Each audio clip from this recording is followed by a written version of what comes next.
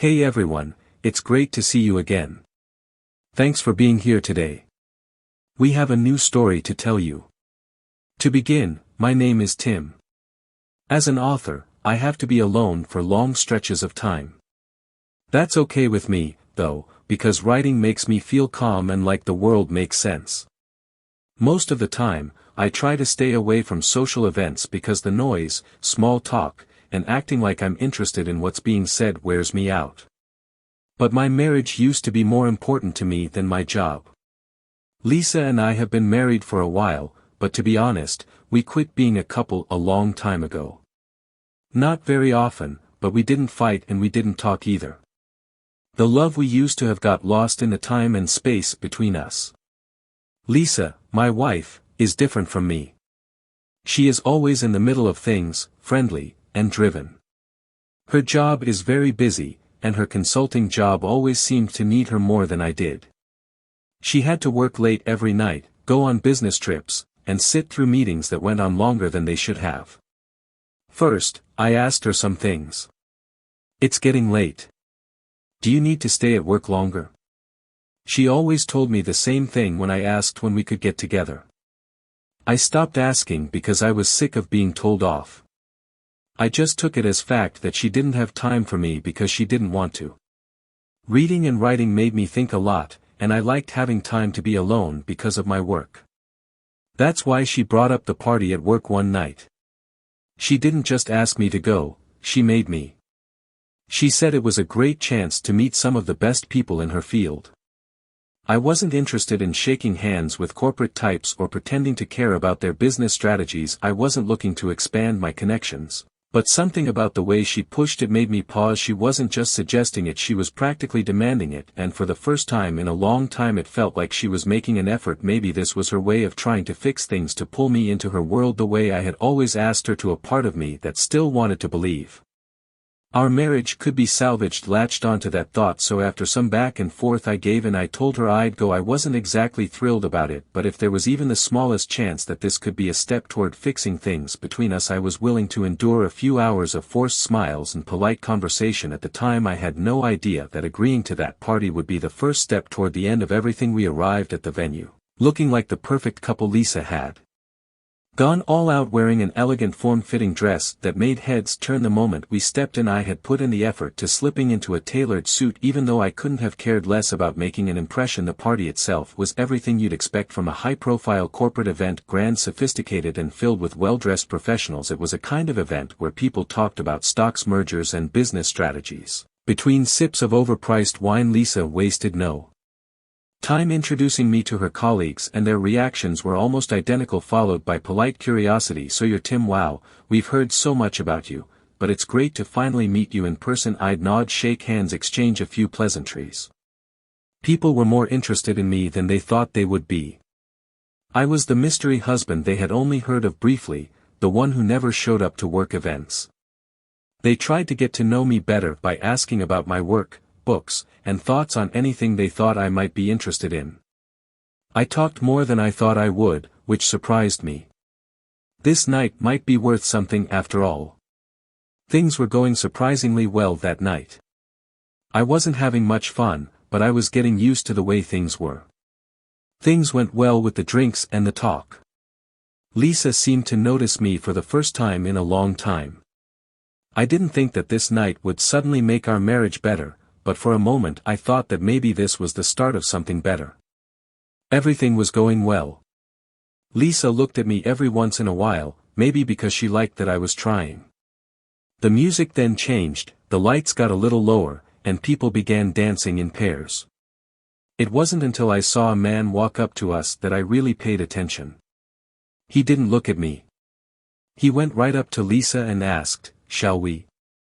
His voice was calm and sure, and he held out his hand as if he already knew the answer. I was ready for Lisa to say no. She could just laugh it off and stay where she was.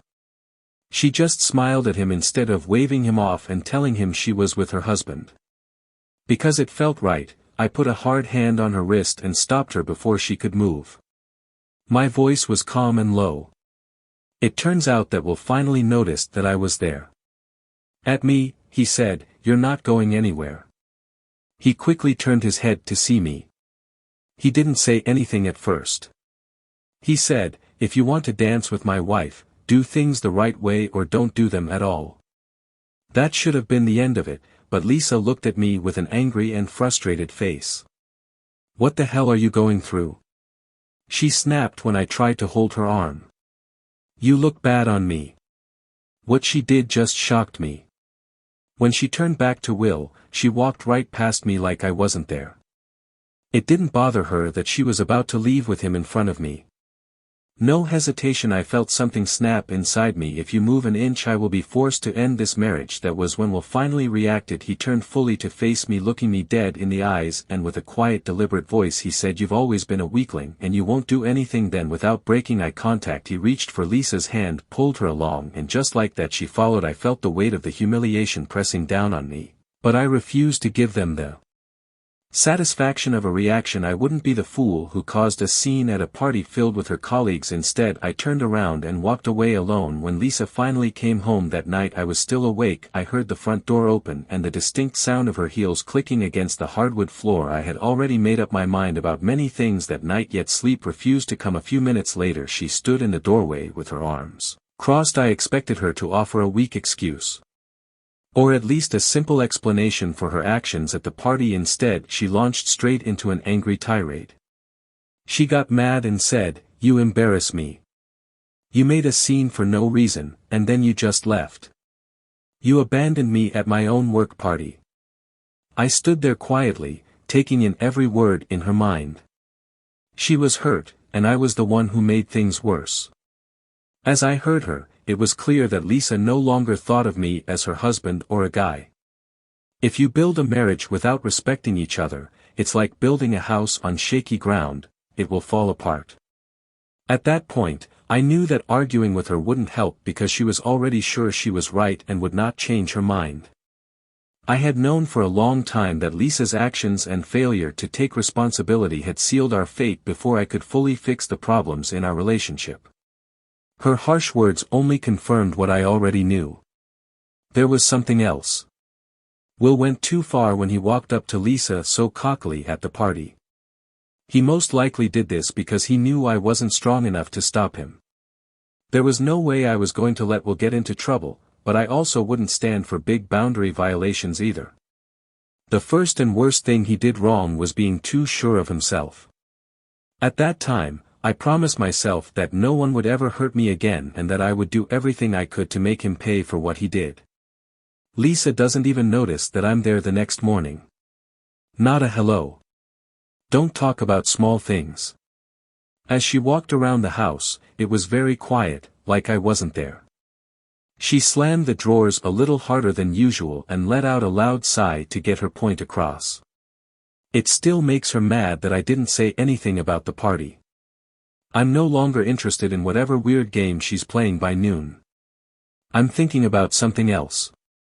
To help me carry out my plan, I hire a private spy.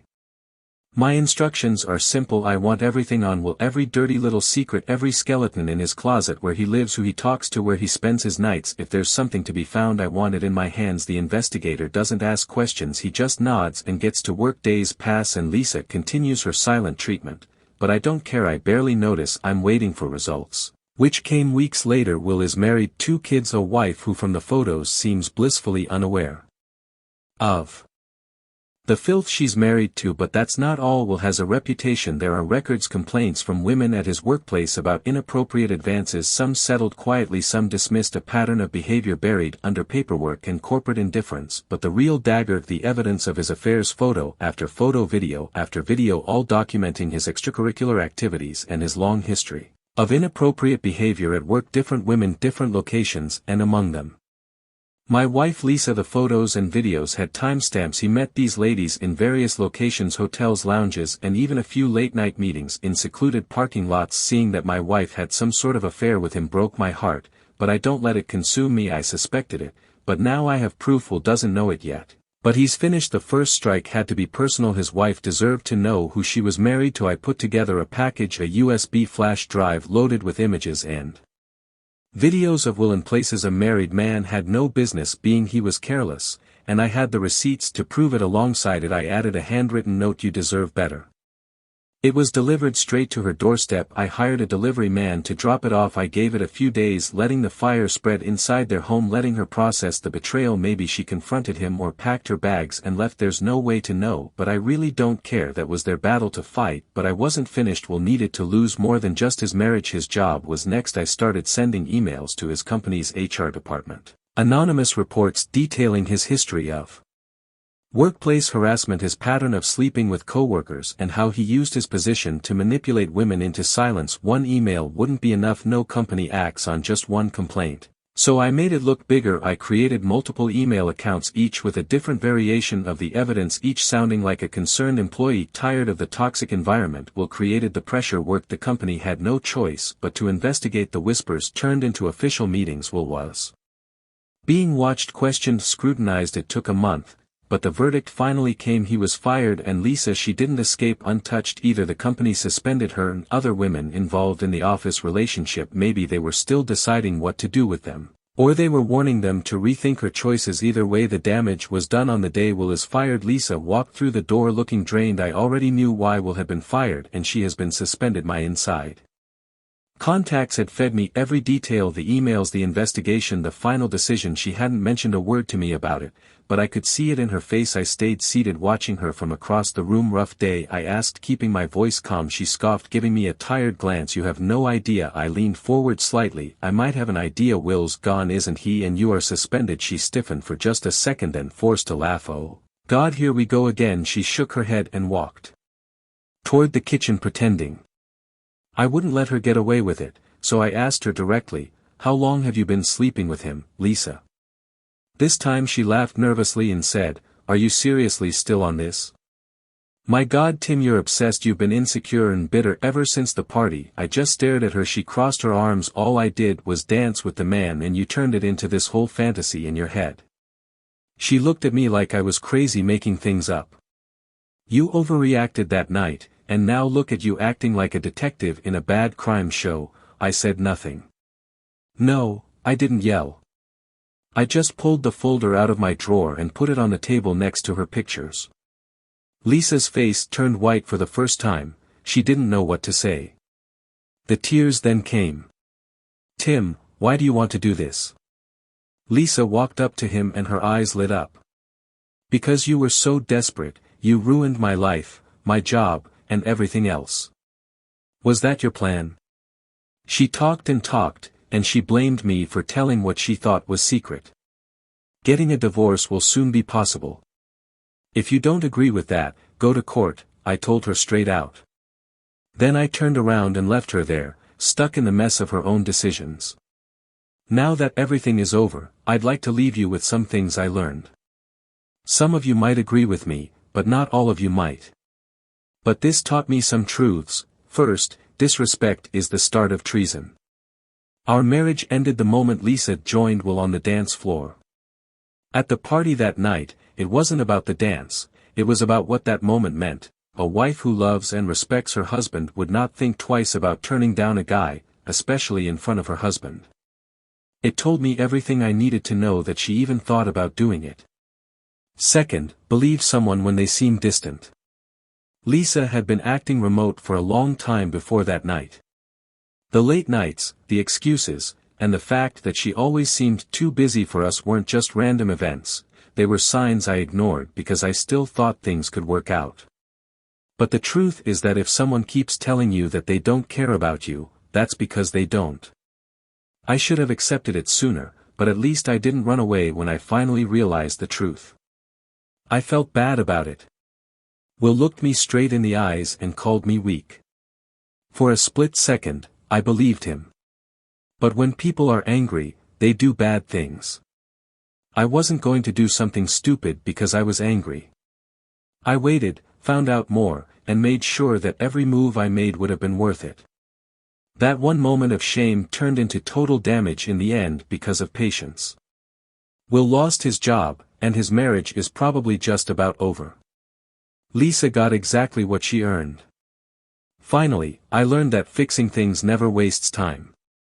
Some people might say I should not have tried so hard on this and should have just given up. They don't care about you. It's not just important to take back your power. That's all I can do. Don't let me be the guy who gives up. I don't feel bad about it at all. I'll now let you do it. What do you think? What should I have done instead of what I did? Tell me.